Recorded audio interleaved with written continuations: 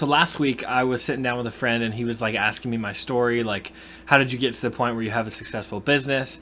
And I started showing him my graveyard of dead businesses, because I have a lot. I have 10 in the last couple of years, and he was like really shocked. He's like, oh, how come I've never heard of any of these? And I was like, well, because they failed, and that's generally why they failed, is nobody ever heard of them, and they were terrible ideas, a lot of them, or just terrible execution. But every single one I learned so much from, and it kind of got me where I was today. I always say that the wedding business was never ever supposed to work. It was not the one that was supposed to work. I did all 10 of these businesses so that I did not have to shoot weddings.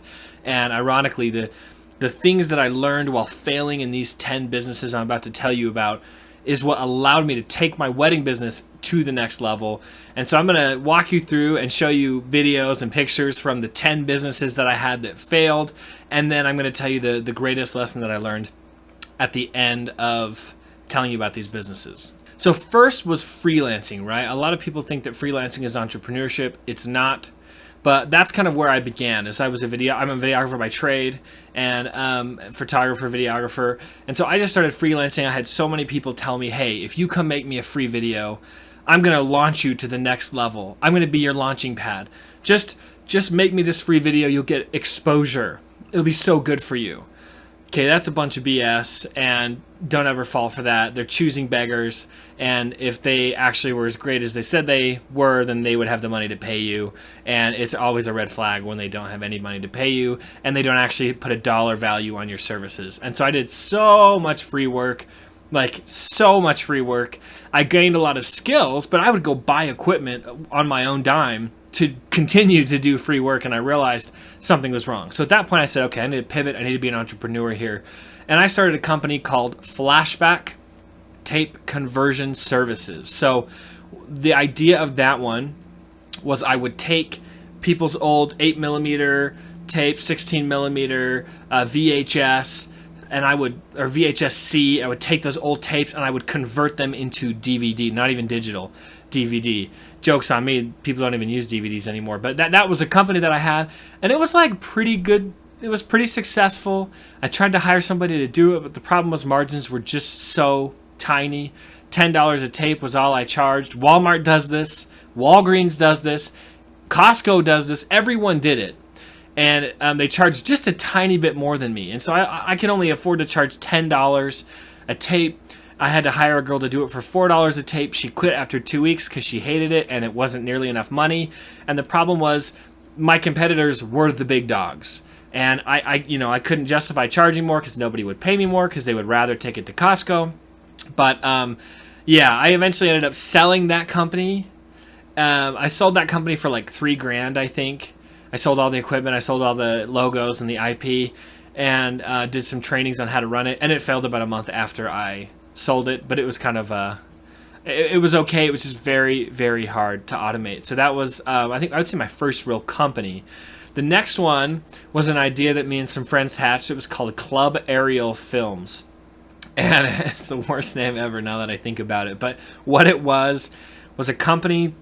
We went to golf courses all over, and we pitched them for $10,000. We would fly a drone over every hole while interviewing the master pro, who's like the head golfer there, and he would give tips on the hole. We would turn it into like a 2-minute YouTube video, and then we would make a YouTube playlist for all the golfers. So when they got there to golf the hole, they would watch a 2-minute YouTube video showing them the full overview of the hole with the tips, and then they would golf.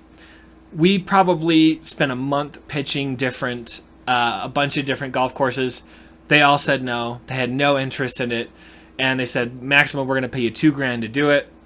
And you'd have to go through a 6-month bid process, because guess what? Most golf courses are government owned, and they, because it's government funding, you have to go through a bid process. So that was a nightmare. We spent months on it, logos, got equipment for it, and it all failed. And we definitely should have gotten somebody to say yes before we went out and bought stuff for it. The next one was called Jetpack Media. This one was actually one of the more successful ones. The idea was, when you, as a company, run Facebook ads or Google ads, you have to go hire somebody to create the content, the video and picture content.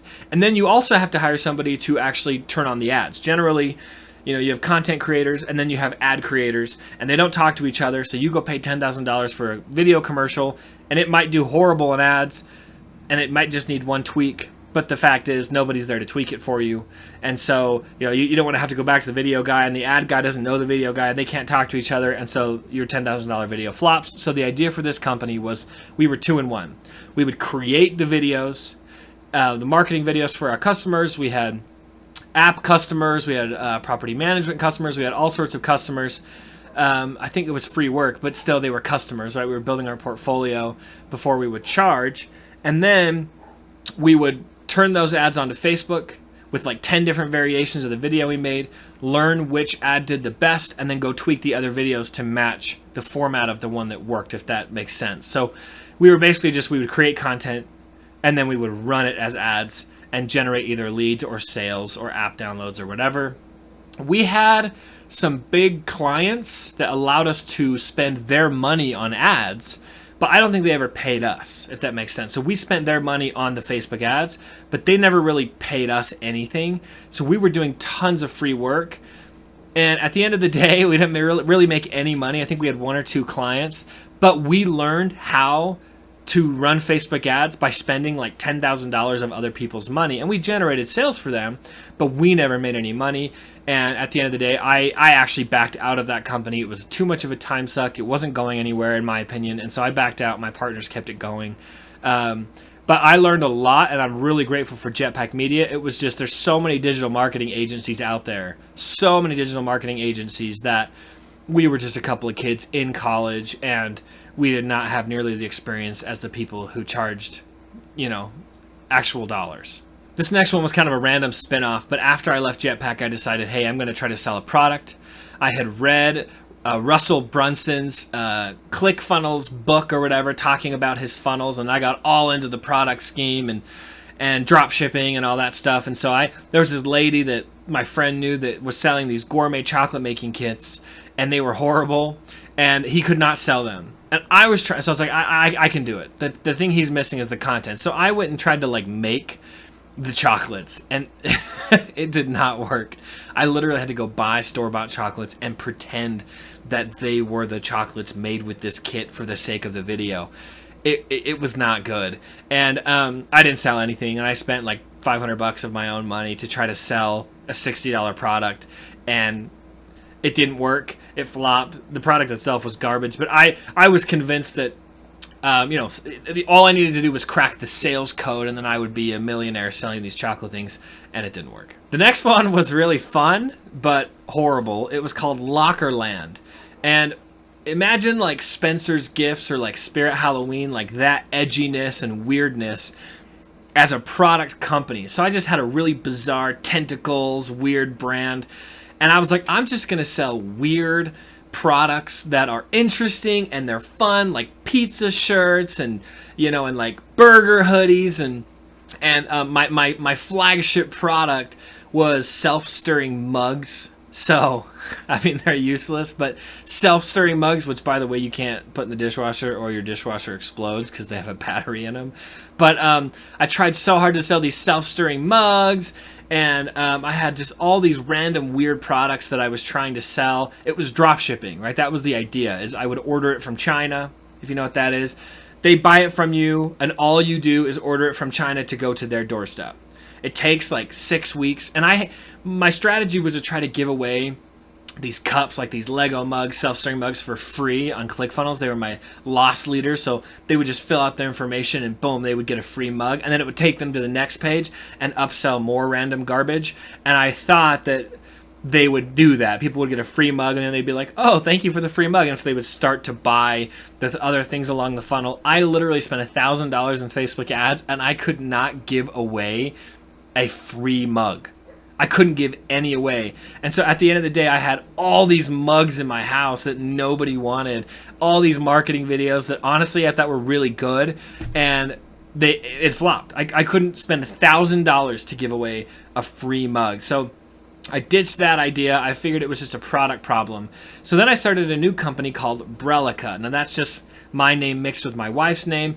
And I thought, hey, I'm going to start an Etsy store, and I'm going to drop ship like wedding reception favors. Some people like to give away little favor boxes. And I was like, I know the wedding industry. I've shot some weddings before. So I was drop shipping. And I created a full catalog on Etsy full of my, these products made in a factory in China. And the problem with Etsy is you're supposed to hand make the stuff. It's not supposed to be resold. It's not drop shipping. But I thought I could bypass the system because I was smart enough. I got called out so many times. In the first 2 days of it being live, people were messaging me saying, hey, I found these on Amazon, from a Chinese seller. This is not homemade. I'm going to report you.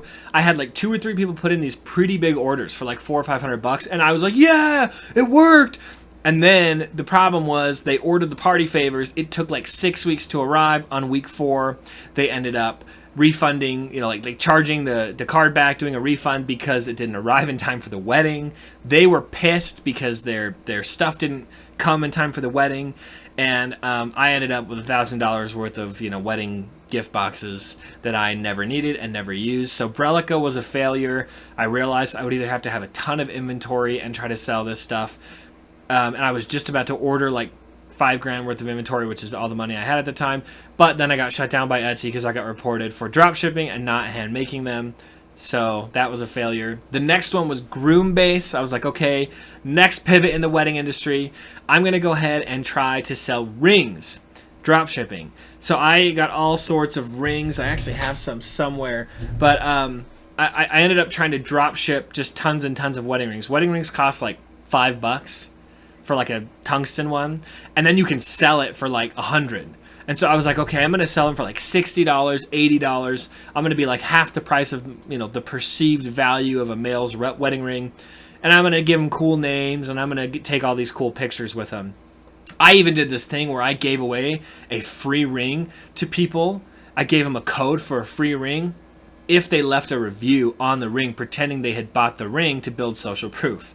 And I ended up spending $1,000 buying my friends rings, and I never sold a single ring to anyone. I got tons of reviews on the site. The site was really great, but the problem was nobody bought my rings. It was a pricing issue. I don't know what it was, but I never was able to figure out drop shipping. A lot of people, you see all these ads, they're millionaires on drop shipping, and I failed. I failed at trying to drop ship, and it was super frustrating, and I ended up buying tons of friends' rings. The next one was an unnamed vacation company. What I mean by that is I had this idea where I paid for myself to go stay at these nice themed hotels or resorts, and I would shoot a video of their room, creating this awesome video of the different themed rooms, and I send it to the manager when I was done. And I was like, hey, this is free. Feel free to put this on your website or use this for marketing. And I hoped that they would watch it and be like, wow, he's so good at what he does. And then email me and say, hey, I want to hire you for the job or whatever. That was kind of my thought, is that if I sent them a free video, they would be so impressed with my skills that they would come hire me to shoot it. Because my dream job after all the product stuff failed was to shoot resort videos. Duh. Who doesn't want to go to awesome resorts and fly a drone around and shoot stabilized cam videos? And I did it for 4 resorts. And it failed. And I was out all that money. And so I had to go stay at all these resorts. And nobody hired me. Nobody gave me a chance. I never even got a response from management. I put all this time into making these videos, and I never got a response. Management didn't even care and never even responded to me. So that was a real bummer. I would still love to do that someday, but that failed. And my final one was a business called Wedding Mastery. Now this one, luckily I was able to find a different use for what I created, but I had shot weddings, so many weddings. I'd kind of built this wedding company. By this point, I had finally got my wedding company up and running, but I didn't want to keep growing it because I hated weddings, and weddings are just so frustrating and they're hard to deal with, and brides can be a nightmare. But I said, can I package my expertise and become a guru of weddings? As a wedding photographer, videographer, can I create an online training portal for people that want to become wedding videographers or photographers? And can I sell it for $500? They buy the course, they watch all the videos. So I spent forever developing a curriculum. I bought this, I rented out this really nice studio space. I bought a new laptop, and I sat down and I presented and I made all these videos. I paid a guy in Russia who's awesome to edit for me. And I ran all these ads to the page to see if I can get people to pay $500 for this course. Never worked. We changed it to a free 14-day trial. Never worked. I just never was able to crack the code on driving. I could drive tons of traffic to a page, but nobody would ever sign up or buy anything even for free. Now, luckily, I was able to take that training and repackage it and just use it as a proprietary piece of software now for my wedding company. So now it doesn't make money necessarily, but it is a valuable training piece to my wedding business. But it did fail in the sense that I tried really. I started an LLC for it. For all of these, I started an LLC. And after 1 year, the LLC was dead and deleted because it didn't make money on its own. And so we just had my other wedding company absorb it and make it a part of it. So after all these failed businesses in the last 3 or 4 years, it was a really rough go. It was hard. I was so frustrated, just hitting wall after wall after wall. Everything changed when I read the book The Millionaire Fastlane by MJ DeMarco. Highly, highly recommend. This is not a paid sponsorship. Multiple friends along my journey kept recommending that book to me. And turns out what they were saying is, dude, you're doing it wrong. And this book will help you turn it around and do it right. And I finally read it and realized through all my failures, I learned that entrepreneurship is not selling. So many people think that entrepreneurship is selling. That's where they join multi-level marketing scams. I call them scams. Sorry, that's just the truth. That's what dropshipping is. Dropshipping is just selling. Basically, you're an entrepreneur if you can sell. If you can sell something. Door-to-door sales, whatever, right? Have your own business and all you have to do is sell something. Entrepreneurship is not selling. I learned that entrepreneurship is solving problems. That's it. If you're a salesperson, you're not an entrepreneur. You are not an entrepreneur until you have solved a problem that had not been solved in that way before. That is just the truth. It is really hard to solve problems, and a lot of people run away from it, which is why it's so easy to get caught in this trap of sign up for my dropshipping course and you can become a millionaire just pawning off some cheap Chinese crap or reselling stuff on eBay. That's not entrepreneurship, guys. Real, true entrepreneurship and value in business, stuff that will make your net worth rise into the millions, is solving problems. You're not solving a problem by selling somebody something that they can get somewhere else. If I can go buy doTERRA from somebody else, just the same as I can buy it from you, sorry, you didn't solve any problem for me. You have to solve a problem that nobody else is solving. So for my wedding business, I solved multiple problems, but one of the biggest ones is it was very, very hard for people to have to go find a photographer and a videographer, 2 separate contracts, totally separate terms. They don't know each other. And when they showed up together to work together, because you have to work together, they would get in each other's way. And all the pictures would have the videographer in it. And all the videos would have the photographer step in front of them in it. And so I decided to start a company that had both for a package deal. They were a team. And it was a great price. We solved that problem. They found us and they were totally thrilled. Not just because of the price, but because we were solving a problem. A lot of people didn't think they could afford both. And we packaged it together in a way that allowed them to afford both. It was so hard to logistically make it possible for them to have both a photographer and a videographer at that price. It was a ton of work. We had to build software and system to be able to give that value to the bride. A lot of photographers did not want to come work for us. I got rejected so many times. A lot of videographers had no desire. They told me I was a scam and they hated that we were paying them so low or whatever. And finally, through perfecting our system, we were able to build a beautiful system where photographers, videographers can pick their own price for what they get paid and show up to the job only if they want to. We put the choice in their hands, so nothing was unfair to them because they chose it. And now the brides get this amazing value. And it took years. And it took, so many times where I was curled up on the floor in fetal position because things were so hard. The weight was so heavy on my shoulders. But now I'm out of it, and meaning the company is up and it is running. I've hired somebody to replace myself. It is a passive income business, but I had to solve the problem. If you can sell something really good, you're not an entrepreneur. If you have to build a system, create a new product, create a new service, solve a problem, the selling comes after the problem is solved. Once you've solved the problem, you've identified the need, then you can actually sell your solution. All you're doing is selling a solution. But if you haven't created a solution, you have nothing to sell. Selling garbage you order off China for a higher price on Amazon, honestly, that's risky because somebody else if somebody else can figure out and just buy that same crap from the factory and sell it for lower, you're done. Your business is gone because you're not an entrepreneur, you're a salesperson. Create a new product. Package a service in a way that is better and easier to access for the clients. There's a lot of ways, but that's kind of what I learned through all of my failed companies. I'm glad that I had all of those experiences. I lost a lot of money, but I finally feel like I'm getting there. I'm learning.